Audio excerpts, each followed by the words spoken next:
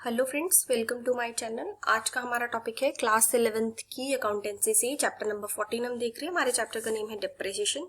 पिछले वीडियो में फ्रेंड्स हमने देखा कि डेप्रिसिएशन का मीनिंग क्या होता है, डेप्रिसिएशन हम क्यों चार्ज करते हैं। बेसिकली जब भी हम एसेट्स को यूज करते हैं तो जो उसकी वैल्यू में गिरावट आती है due to passage of time, due to जैसे जैसे टाइम बीतता है वैसे वैसे उसको हम डेप्रिसिएशन बोलते हैं।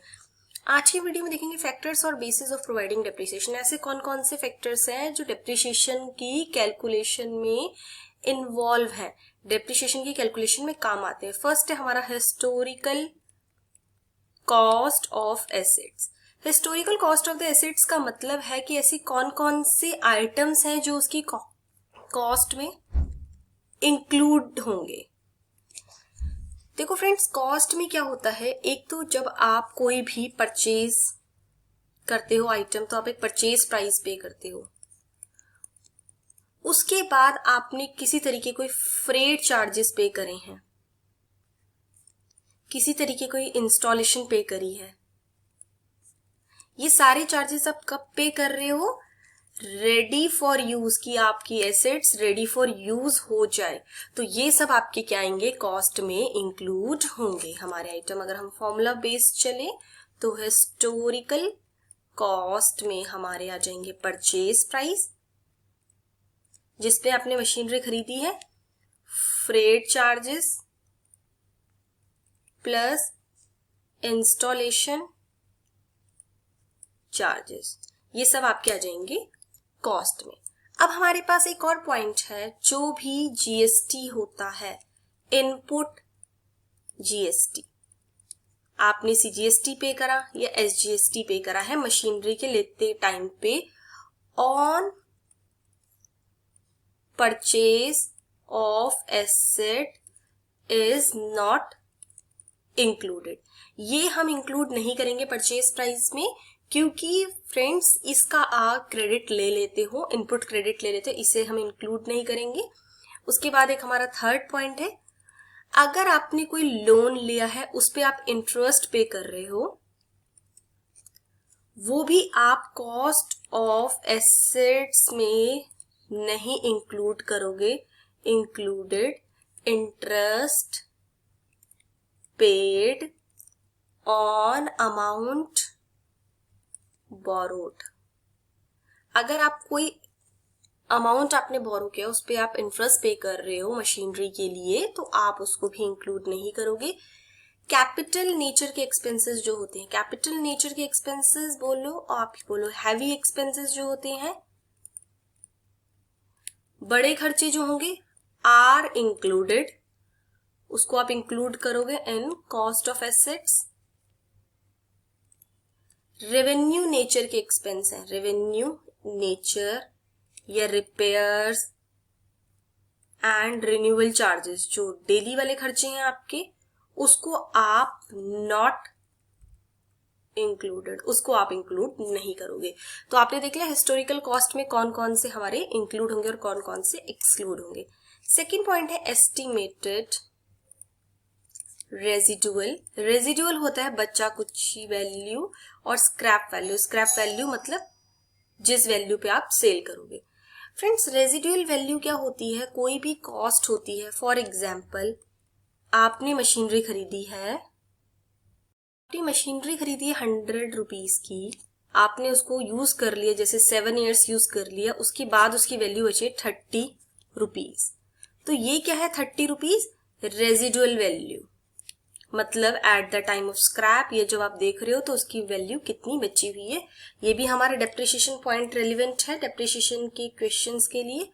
थर्ड पॉइंट है हमारा फ्रेंड्स यूजफुल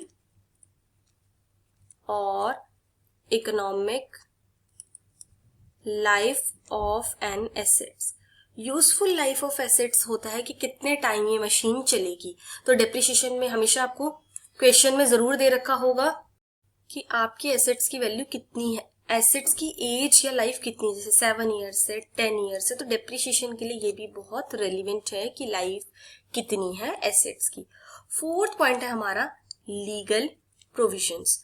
फ्रेंड्स, बेसिकली जो हमारा इनकम टैक्स एक्ट है, इनकम टैक्स एक्ट है, कंपनीज एक्ट है जो, वो हमारा बताता है कि कितना आपको डिप्रिसिएशन चार्ज करना है और आपको किस रेट से चार्ज करना है और मेथड से चार्ज करना है। तो जब भी आप डिप्रिसिएशन लगाओगे आपको अपनी कंट्री का जो लॉ है वो आपको माइंड में रख के चार्ज करना है, आप उसके बियॉन्ड नहीं जा सकते, वो इलीगल है। इसीलिए आपको क्या करना पड़ेगा, वो आपको डिप्रिसिएशन अपने टैक्स के अकॉर्डिंग, अपने रूल के अकॉर्डिंग, अपने एक्ट के अकॉर्डिंग ही चार्ज करना पड़ेगा। तो डिप्रिसिएशन के लिए हमारे 4 पॉइंट्स हो गए फ्रेंड्स। एक हमारा हिस्टोरिकल कॉस्ट जिसमें आप परचेज प्राइस लोगे, फ्रेट लोगे, इंस्टॉलेशन लोगे, इसमें आप जीएसटी नहीं लोगे, आप कॉस्ट ऑफ एसेट्स में वो इंक्लूड नहीं करोगे। अगर आपका कोई भी अमाउंट आपने फाइनेंस कराया है उस पर आप इंटरेस्ट पे कर रहे हो। कैपिटल एक्सपेंसेस नेचर के सारे एक्सपेंसेस लोगे, रेवेन्यू नेचर के आप एक्सपेंस नहीं लोगे। स्क्रैप वैल्यू होती है जो हमारी रेजिडुअल वैल्यू होती है। उसके बाद हमारी एसेट्स की लाइफ होती है, कुछ इकोनॉमिक लाइफ जिसे हम बोलते हैं। लीगल प्रोविजन के अकॉर्डिंग आपको डेप्रिसिएशन चार्ज करना है। अब हम फ्रेंड्स इसी पे बेस्ड एक प्रैक्टिकल क्वेश्चन देखते हैं। पहले हम क्वेश्चन समझ लेते हैं। Manish purchased a machine on 1st October 2018 for 5 lakh की मशीनरी खरीदी plus CGST and SGST at the rate 6% each, जिसपे CGST और SGST लगेगा 6% के हिसाब से। ही पे 20,000 उसने पे करे लोडिंग अनलोडिंग चार्जेस और कैरियज एक्सपेंसेस पे करे to bring the machine to factory तक मशीन को लाने के लिए। He further incurred 25,000 installing the machinery करें। उसके बाद आपको बताना है how much amount did Manish pay to the vendor of the machine. Vendor of the machine को कितने पे करें, कितने अमाउंट से वो डेबिटेड टू मशीनरी अकाउंट कितना जाएगा और आपको इसकी जर्नल एंट्री पास करनी है।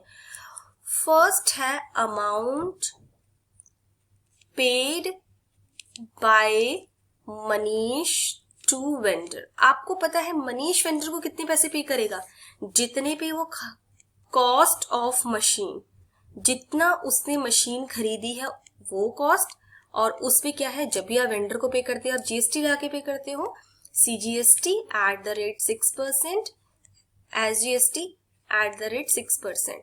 तो यहाँ पे आ जाएगा 30,000 और 30,000। तो हमारा यहाँ पे मनीष जो है वो वेंडर को करेगा 5,60,000 पेड। उसके बाद फ्रेंड्स हमारी सेकेंड एंट्री है how much amount will be debited to machinery account. How much amount will be debited to machinery account के लिए आपको एक कैलकुलेशन करनी पड़ेगी। Amount to be debited to machinery account. देखो फ्रेंड्स पहले तो आपको लेनी है कॉस्ट ऑफ मशीन। मैंने आपको बताया है कि पहले आपको परचेज प्राइस लेना है, उसके बाद अगर कोई लोडिंग अनलोडिंग चार्जेस है हमारे वो आपको लेने हैं, वो स्पेशल 25,000 रुपीज दे रखे हैं, प्लस आपको इंस्टॉलेशन लेनी है। मैंने अभी आपको बताया कि आपको ये सारी चीजें अपनी प्राइस में इंक्लूड करनी है। तो जब भी आप एंट्री करोगे आपको ये सब चीजें कंसीडर करनी है। तो यहाँ पे कितना आ जाएगा, 5,45,000 का टोटल आपने मशीनरी के टाइम पे खर्चा करा है। अब आपको इस क्वेश्चन में क्या बोल रहा है फ्रेंड्स कि आपको pass the journal entry giving effect to the transaction. आपको जर्नल एंट्री पास करनी है। जर्नल एंट्री को पास करने के लिए आप यहाँ पे एक फॉर्मेट खींच लीजिए, date, particulars, credit, debit, LF। 2018 अक्टूबर 1 को आप एंट्री करोगे मशीनरी अकाउंट डेबिट। आपने मशीनरी कितने की खरीदी थी, 5 लाख की, उस पे आपने जीएसटी पे करा है। इनपुट CGST अकाउंट जो आपका आएगा 30,000, इनपुट SGST अकाउंट जो आपका आएगा 30,000।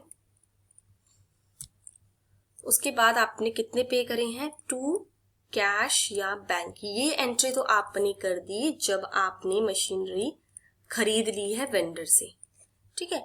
आप इसको मशीनरी अकाउंट में नहीं डालोगे, मैंने आपको पहले भी रीजन बता दिया, क्योंकि आप इसका क्रेडिट ले लेते हो। सेकंड क्या है, आपको मैंने क्या बताया कि जो कॉस्ट आएगी उसमें आप इंस्टॉलेशन चार्जेस और लोडिंग अनलोडिंग चार्जेस भी इंक्लूड करोगे।